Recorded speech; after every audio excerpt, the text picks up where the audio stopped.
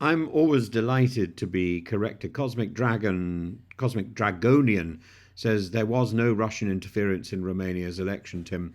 Twice I've had to highlight your lies. Well, yeah, that may well be the case, but the impression that the international media has got is that there definitely was interference.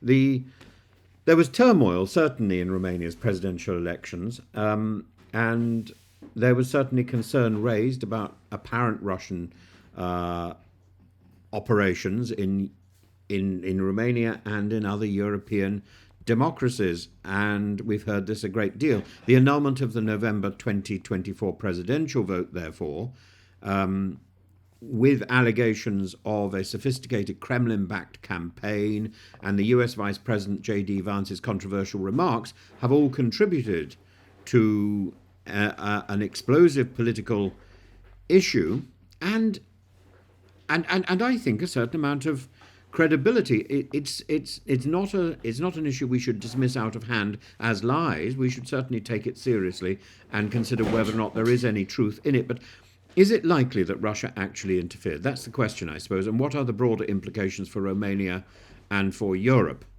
Simply to say that something is a lie, simply because it's a conjecture, is not realistic. A hypothesis isn't a lie.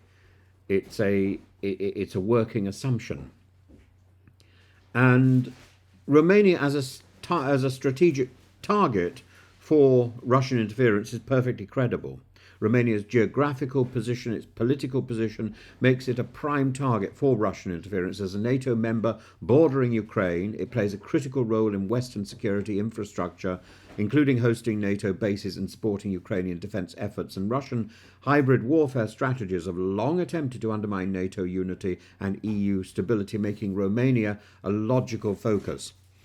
The mechanisms of the alleged interference, the Romanian intelligence services claim that Russia orchestrated a sophisticated influence operation through several key methods. And I'm more likely to take that seriously than to take a YouTube comment.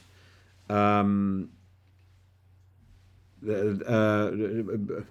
think a YouTube comment is useful, but it needs to be backed up with evidence, or at least with some sort of argument. Simply a statement that I'm a liar is a provocation, rather is an encouragement, is an invitation for me to make a much longer video, I'm afraid, and I will do so.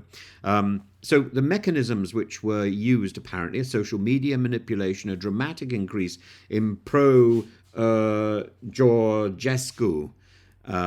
content. This is Călin Georgescu.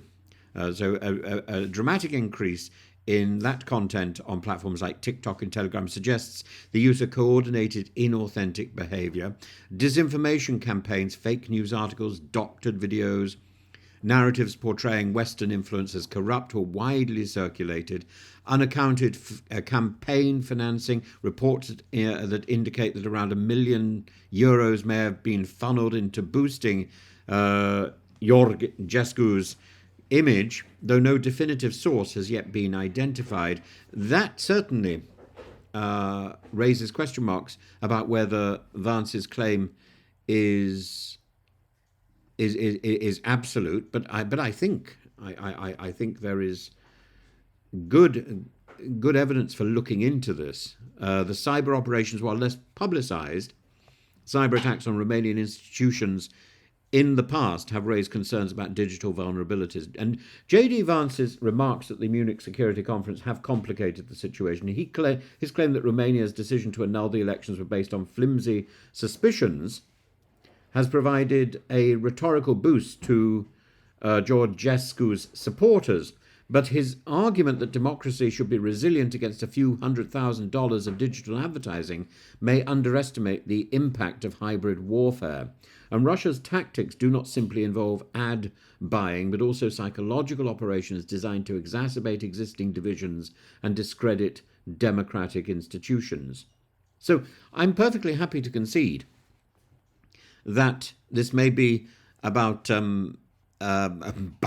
buying ads, it may be a perfectly innocuous thing, but a lot of money seems to have been involved in trying to sway the election, and I'm not convinced that money doesn't originate in Russia, I would be interested to see what the evidence actually is. The annulment of the election and the resignation of President Klaus Johannes mark a significant political crisis. There's a loss of trust in institutions. The inability of Romanian authorities to clearly communicate the rationale behind the annulment has, of course, fueled conspiracy theories. Georgescu's rise has energized Romania's ultranationalist and anti-EU factions, and if Georgescu's if he is disqualified from the rerun, he could still act as a kingmaker, endorsing another anti-establishment candidate like George Simeon. And while conclusive proof of Kremlin-backed financing or coordination has yet to be presented, several factors suggest strong circumstantial evidence of Russian interference. The pattern recognition, the similar playbooks have been observed in Moldova, Montenegro, and even the US. There's a weakening of Romania's NATO and EU alignment, which directly benefits Moscow. Cui bono is a reasonable question to ask. And the scale of manipulation, of online manipulation, mirrors previous Russian operations. So if it looks Russian, then maybe it is Russian. At the same time, the clear lack of a clear money trail or direct collusion means a degree of uncertainty remains, and Russian disinformation campaigns often exploit existing social tensions rather than fabricate them outright, making definitive attribution difficult.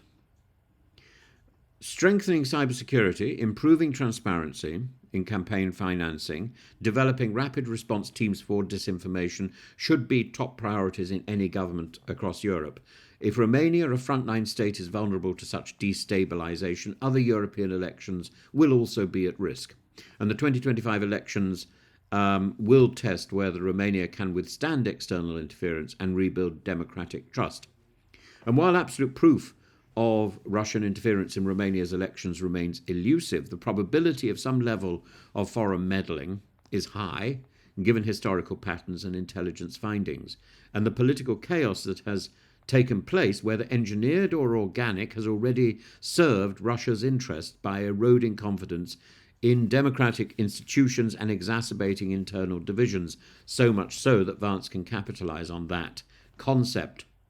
Moving forward, Romania and its allies must prioritize electoral integrity to ensure that democracy is not held hostage by external forces or internal opportunists. But did I lie? No. I simply presented an hypothesis and I simply elaborated on that, and I'm doing exactly the same now. Whether my hypothesis is correct or not is a matter for debate. But the evidence doesn't seem to be there compellingly on either side. However, if you ask that question, cui bono, who benefits? Russia benefits. And I'm afraid where there is a stink, we have to ask if somebody has created that stink. The flatulence of the Kremlin leads to one inevitable conclusion, that the bowels of the Kremlin have been working again.